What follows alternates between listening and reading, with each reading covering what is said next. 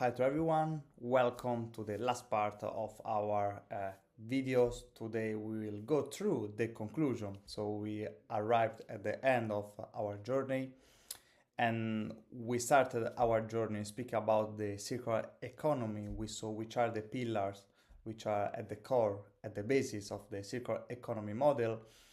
And after we have saw also what are the rules of the main stakeholders who have the goal to develop and also their responsibility to develop the circular economy model at the city level. Today we will speak about the conclusion. We will start mentioning which are some of the stakeholders' barriers towards a circular economy model. After we will sum up a bit the role of the different stakeholders, and in the end we will conclude with some final remarks. So when we speak about the stakeholders barriers towards a circular economy model, first of all we have the economic one. So when we need to make a transition from a linear model to a circular economy model, we do need investments. These investments they can come from the public sector but also the private sector. We have saw that the public sector has an important role, which is the one to foster the predictability of the private investments. And here the goal is to show the private sector how the future will look like. Also, of course, we need on the other side the private sector involvement. This one it's important because it can accelerate in this way the transition from the linear to the circular economy model. Second, we have the administrative and regulatory basis. Here, mainly when we need to shift from the linear to the circular economy model, we need a new framework. So we have to adapt the current framework for the new economic system. And this one, it can be one of the main problem because we have first of all to change the regulation, but also here we find an important obstacle, which is that the people who are responsible to make this shift sometimes they are not able, so they have some lack in the skills and competencies of change.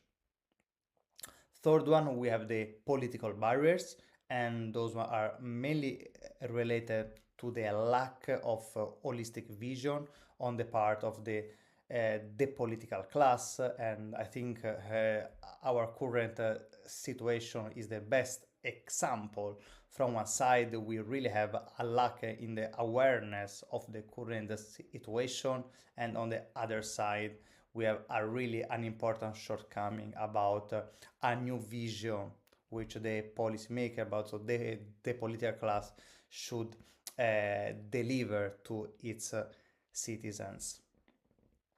Fourth one, we have the technological barriers, and here they are mainly related to the lack of data and poor circulation of information.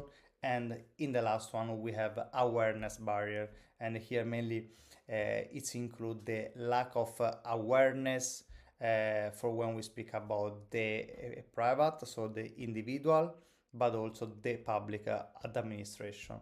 And this one last one we can sum up also with like a cultural barrier more. So as we have saw also in the previous video, let's sum up which are the roles of the stakeholders during the development of the circular economy model at the city level.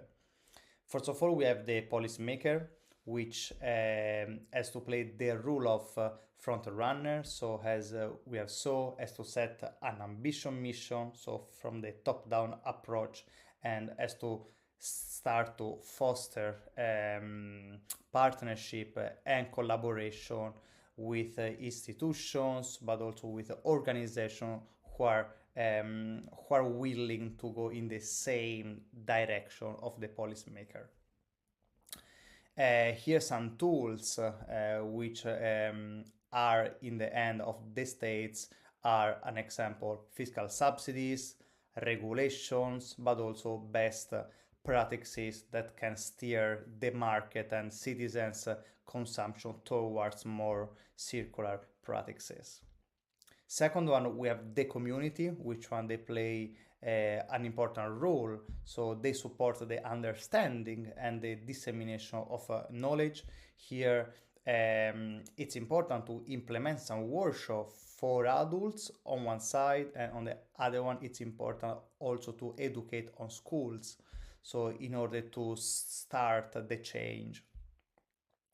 Also, for my side, one of the most important tasks for the community is to facilitate the collaboration between the different stakeholders. So it's important to allow the actors to take a seat at the same table and to start a discussion, but also to build a common vision on how do they look the circular economy model applied in their context.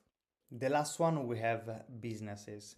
They are responsible for the productions of goods and services.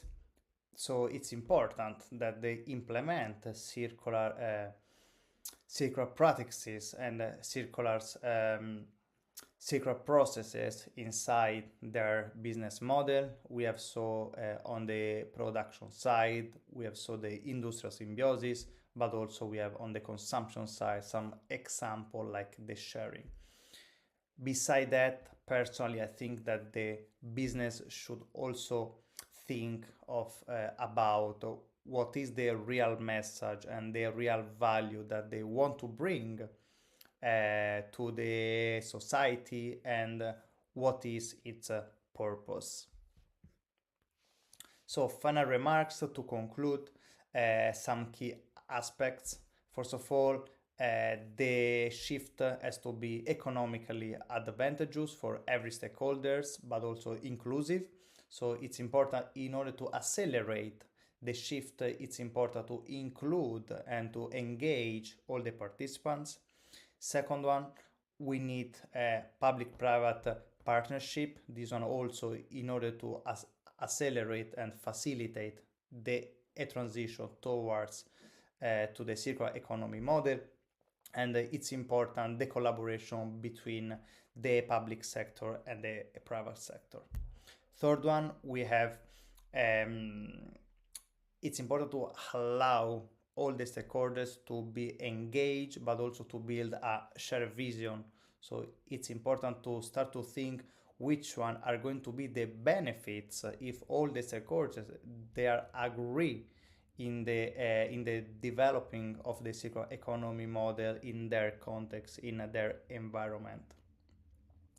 This process also, it cannot be fast, as to take some times, because here the social aspect is one of the main one. So in order to be sustainable, also it's important to educate the citizen. This one, it can increase the awareness, but also the acceptance of the shifting from the linear to the circular economy model.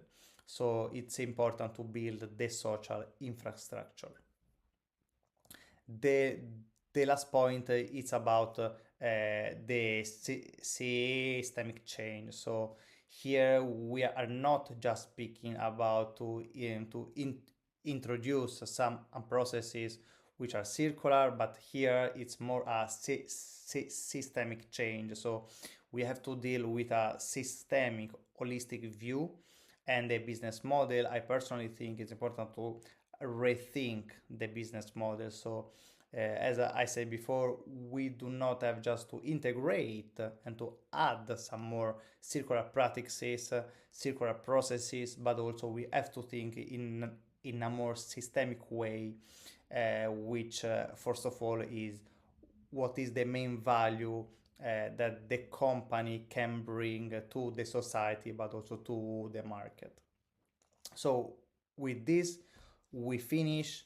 I hope so you enjoy all those videos. If you have any questions, any comments, please feel free to contact me.